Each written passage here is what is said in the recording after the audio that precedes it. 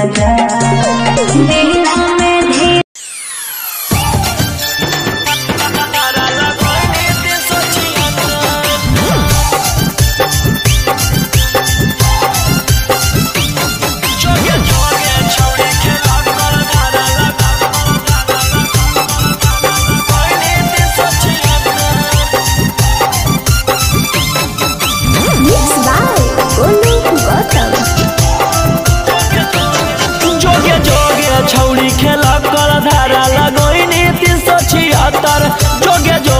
छौड़ी खेला कर धारा लगोइनी 376 आगे देख ले बउले तो जय हमारा से छौड़ी टक्कर आगे देख ले बउले तो जय हमारा से छौड़ी टक्कर जोगे जोगे छौड़ी खेला कर धारा लगोइनी 376 जोगे जोगे छौड़ी खेला कर धारा लगोइनी 376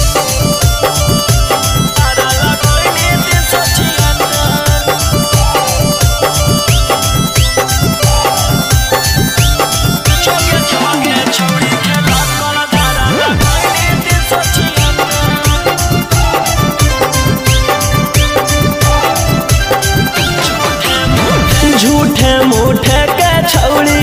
हमारा फसाबोहिंगे जाई के थाना में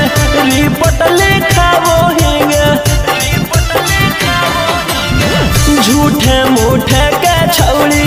हमारा फसाबोहिंगे जाई के थाना में रिपोर्ट लिखाबोहिंगे आगे के तना गिर गेनी कि हमारा गिरावेला भीड़ गेनी आगे कुछो नहीं बिगड़ दो केतनो कटमी थाना में चक्कर आगे कुछो नहीं बिगड़ दो केतनो कटमी थाना में चक्कर जोगे जोगे छौड़ी खेला कर धारा लगोइनी 376 जोगे जोगे छौड़ी खेला कर धारा लगोइनी 376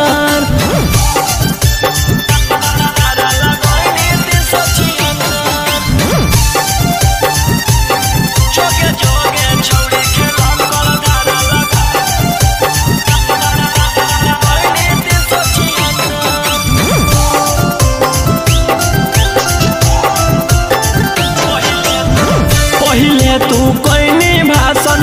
मीडिया में जाई के कि तोरा मिलतौ छौड़ी हमारा फसाई के पहिले तू कोइनी भाषण मीडिया में जाई के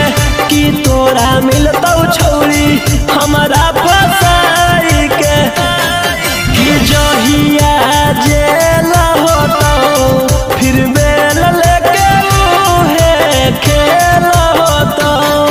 आगे रोही राऊ सना दिलवा कैले हकौ पत्थर